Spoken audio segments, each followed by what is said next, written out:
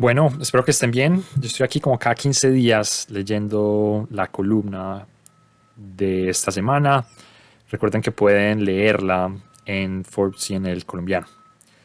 La columna de esta semana se titula El turismo no es el camino al desarrollo.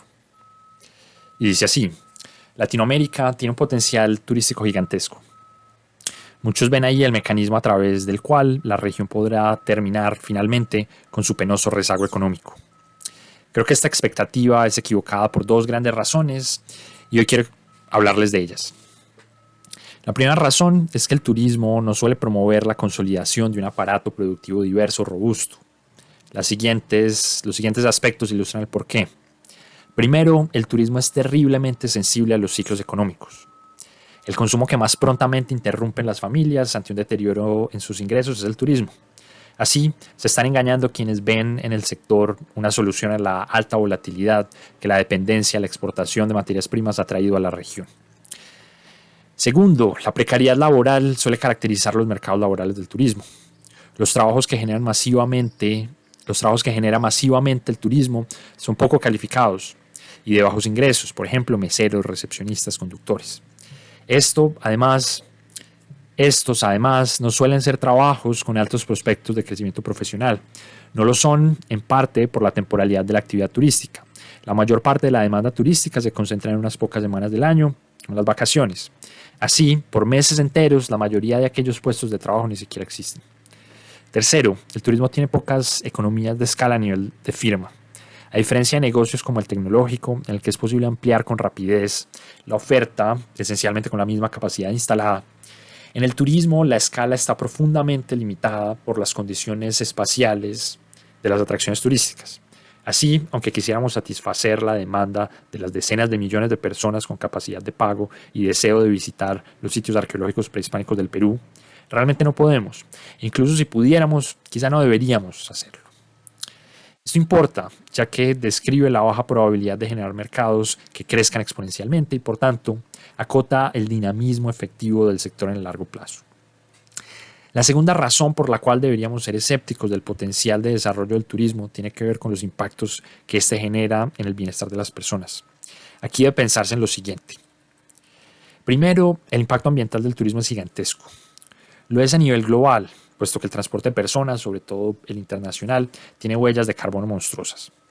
Quizá más grave para los países huéspedes es que el turismo también tiene un profundo costo ambiental a nivel local. Un destino turístico exitoso puede multiplicar por varias veces su población durante temporada alta.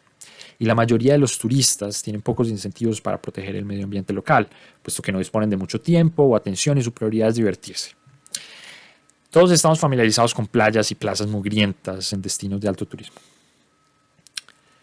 Segundo, el turismo tiene un impacto cultural profundo. Es claro que la cultura cambia permanentemente y juzgar la bondad de aquellos cambios es difícil. Sin embargo, que una población vea rápidamente transformadas sus formas de vida por influencia externa es algo que al menos debería verse con inquietud.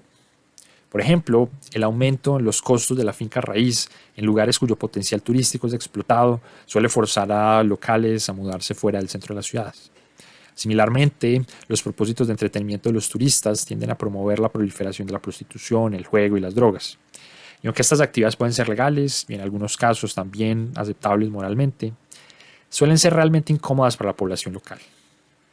Tercero, regular la actividad turística es bastante difícil. Contrario a otras actividades que generan externalidades negativas, como la extracción de hidrocarburos o la pesca marina, limitar efectivamente los impactos del turismo no es posible a través de la regulación a los productores. Una vez pasan la frontera, los turistas tienen amplia autonomía en su comportamiento y poco pueden hacer los hoteles, compañías de viajes o empresas de transporte para controlarlos. Esto dificulta la intervención estatal, no solo porque los turistas son muchos, sino porque, por definición, son altamente móviles. Ellos acostumbran llegar a un país sin conocer bien las normas locales y suelen irse antes de que sea posible identificarlos y penalizarlos si las incumplen. Y aunque muchos confían en la posibilidad de generar un sector basado en pocos turistas bien comportados, de muy altos ingresos, cuyos intereses sean el turismo ecológico y cultural de alto valor, esto resulta poco factible en la mayoría de los casos. En particular, los destinos del trópico con amplia población joven, como la mayoría de Latinoamérica, normalmente atraen la demanda opuesta, turistas jóvenes de ingresos medios o bajos con gran apetito fiestero. Esta reflexión no quiere decir que debamos prohibir el turismo. Todas las actividades económicas traen costos. Emprenderlas es justificable por los beneficios que generan. El turismo en ese sentido no es diferente. Es claro que los beneficios que trae superan abundantemente sus costos en ciertos territorios a ciertos niveles de actividad. Lo que propongo es evaluar juiciosamente esta relación costo-beneficio a nivel agregado. Aquello hará evidente que reposar en él nuestras esperanzas de desarrollar la región es, cuanto menos ingenuo, cuando más irresponsable. Bueno, entonces hay como tres cosas que quisiera como comentar de la columna. La primera, responde un poquito como a la motivación de la columna. Lo que la columna trata de hacer no es sugerir que hay que prohibir el turismo. Esa suele ser una actitud muy común cuando se describen los costos de una actividad económica. Entonces los ambientalistas, por ejemplo, son expertos en eso, ¿no? Al sugerir que hay unos costos ambientales de un proyecto específico, con frecuencia sugieren como entonces que hay que interrumpir el proyecto. Y esa pues no es mi actitud, yo soy como muy crítico hacia esas posturas y eso no es lo que yo trato de sugerir. Por supuesto que el turismo tiene el potencial de generar riqueza y mejorar la vida de personas en lugares específicos o circunstancias particulares. En ese sentido me parece muy bueno que exista el turismo. Lo que la columna trata de decir es, miren, el agregado, cuando uno se sienta a pensar esa esperanza de que el turismo puede ser el corazón del modelo de desarrollo de la región, es una esperanza basada en nada realmente robusto, ¿no? Y pues esa esperanza no es un hombre paja que yo me esté imaginando, ¿no? Es un anhelo de muchos gobiernos en la región desde hace mucho tiempo. Y recientemente, por ejemplo, en Colombia, eso es explícitamente lo que el gobierno colombiano sugiere que se debe hacer, que se debe mover de lo que ellos consideran es un modelo de desarrollo basado en actividades extractivas, en el sector de hidrocarburos, y debería moverse al turismo, ¿sí? Y yo creo que hay muy buenas razones para pensar que eso es una mala idea. Más allá pues de argumentar que está mal diagnosticado el problema pues, de desarrollo del país, pero no vamos a entrar en eso. ¿Y por qué es una mala idea? Y estas son las otras dos cosas que quería mencionar. Pues en el agregado es porque los beneficios potenciales del turismo son mucho menores de lo que la gente parece creer. Entonces como sector líder, es un sector líder bastante más débil que otros. Y uso aquí la palabra sector líder como conscientemente para hacer referencia pues a ideas que sugieren la promoción de el desarrollo como a partir del rol del Estado, ¿no? Un espíritu ahí medio hirmaniano si uno quiere. Y el turismo entonces, como describo en la columna, genera trabajos muy débiles, es tremendamente cíclico y pues tiene escalas, al menos a nivel de firma, bastante pequeñas, ¿no? Donde están las economías de escala están por fuera de la firma y entonces uno puede pensar que hay otros sectores que podrían tener economías de escala similares, una vez uno considera como la provisión de bienes públicos y demás. Entonces eso por un lado, ¿no? Entonces un sector como que es un motor débil de la economía y que además tiene unos costos muy profundos, ¿sí? Pero además, y esto es lo que quería mencionar, que siento que no pude ahondar suficiente en la columna, es que regular el sector turístico es tremendamente difícil. Es mucho más difícil regular el turismo que regular, por ejemplo, el sector de extracción de hidrocarburos. Porque por los atributos de la tecnología y el tipo de inversión y capital que se necesita para sacar petróleo del piso,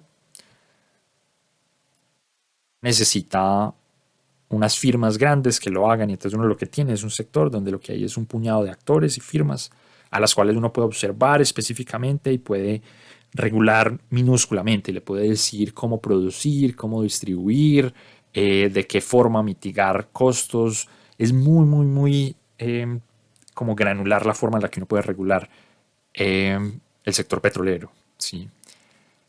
En cambio, el turismo por un lado está compuesto de muchos más productores y eso podría ser un problema como entrada. Pero la cuestión es que los costos del turismo vienen asociados a la actividad de los consumidores y realmente no de los productores, ¿no? Entonces el problema son los turistas que están consumiendo drogas en las calles, ¿no? El problema son los turistas que no están cuidando el ambiente, ¿no? Es el consumidor el problema, ¿no? Y entonces ya de entrada lo ponía uno en el problema de regular miles, cientos de miles, potencialmente millones de personas, que como escribo en la columna, son personas que no conocen las normas, no tienen la atención y el interés exactamente de cumplir esas normas, ¿sí?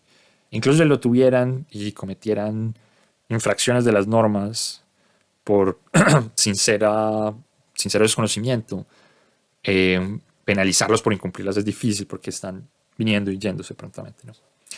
Entonces, eso es una cosa que debería considerarse, ¿no? Y eso lo lleva a uno a pensar como, bueno, ¿cuáles son casos exitosos de sociedades que se desarrollen a partir del turismo, controlando todas estas cosas negativas del turismo? Y a mí se me vienen muy pocos casos, al menos a nivel agregado de país, ¿sí? Y cuando yo pienso en éxitos turísticos, normalmente pienso en ciudades concretas donde la vida de los locales en realidad es bastante difícil, ¿sí? Porque una vez los turistas llegan, garantizar qué se puede hacer con ellos, qué pueden hacer ellos es muy difícil, ¿no? Entonces la alternativa que queda es regular la llegada de gente y eso lo pone uno en aprietos de muchos tipos. Entonces las soluciones efectivas terminan siendo soluciones radicales, ¿no? Soluciones a la Corea del Norte, donde se recibe solo un número pequeño de gente y se le sigue por doquier, o Bután, donde solo se reciben 1.000 o no sé cuántos pocos miles de turistas al año.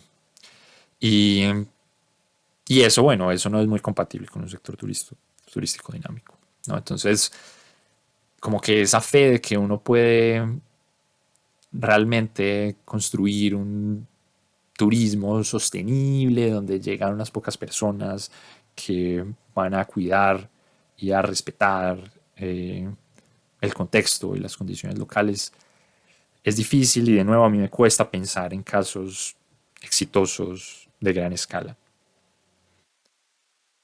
Y eso me lleva entonces a pensar como en el último elemento que quería mencionar y es entonces cómo puede uno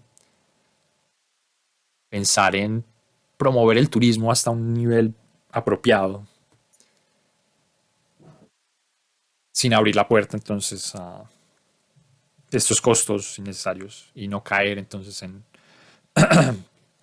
el elemento como maldito pues, de estos planes del turismo como corazón del modelo económico.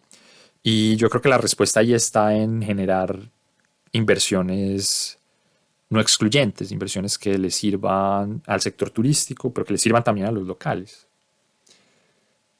Y que de esa forma se beneficie el sector turístico, pero también se beneficien otros sectores con potencial apropiado para desarrollar el país. Entonces, estoy pensando en el contexto colombiano, por ejemplo, el hecho de que no exista en Bogotá transporte público efectivo, bueno, y en Medellín tampoco, entre el aeropuerto y la ciudad, ¿no? Que uno no pueda llegar al aeropuerto, avanzar unos cuantos metros a una estación de un metro que lo lleve uno al centro de la ciudad y lo conecte con el resto del sistema público.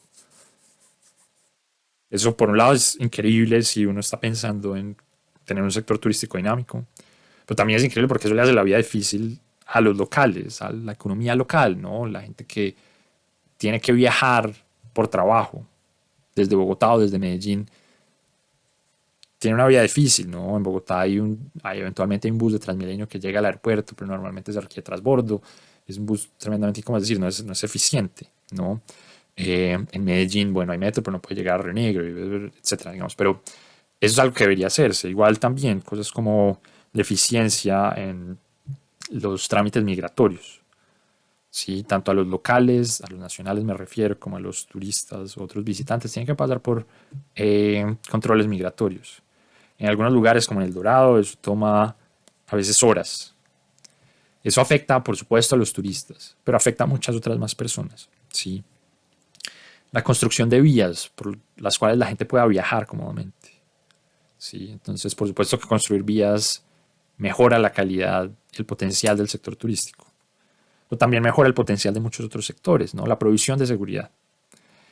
Y ese debería ser el enfoque de la promoción misma del sector y la promoción del modelo de desarrollo de nuestros países, ¿no? Entonces, más que estas campañas publicitarias para decir Colombia o Perú o Nicaragua o Costa Rica son estos lugares fantásticos donde hay magia y todos deberían conocerlos y demás. Lo que deberían hacer sería garantizar que el aparato productivo funcione efectivamente, que tanto los locales como los extranjeros puedan satisfactoriamente desenvolverse y desarrollar sus actividades diarias. Y eso sería efectivo para consolidar un sector turístico eh, que crezca a los niveles que debería crecer, ¿no? Por supuesto que en cualquier caso hay como reflexiones y decisiones difíciles que tomar, que hay que darlas. Y en el caso, por ejemplo, de Perú se han dado eso con el acceso a Machu Picchu, que hace referencia ahora a Perú. Esto obviamente es mucho más generalizable, ¿no? Y esa es una conversación que los países tienen que dar, si es realmente que tanta gente queremos que llegue. Y aunque los mecanismos para controlar eso, de nuevo, son imperfectos, es una conversación que hay que tener. Y yo creo que no hay que tener miedo a ser categorizado como nacionalista o proteccionista o aislacionista. Yo creo que nada de eso tiene que ver eh, con ser amigable con una visión internacional de la sociedad, ¿no? Nada de esto sugiere que los países tienen que aislarse. Es una cuestión de definir qué es lo que realmente se quiere del exterior y que no, ¿sí? Y cuáles son las formas. Y ahí eso va a exigir pues ingenio y, ¿no? y demás, pero es posible. Entonces, esas eran las cosas que quería como resaltar de la columna. Espero que la compartan, que comenten debajo en este video. Como siempre les digo, siento que las discusiones en el video son bien enriquecedoras. Y conversamos y nos vemos en un par de semanas.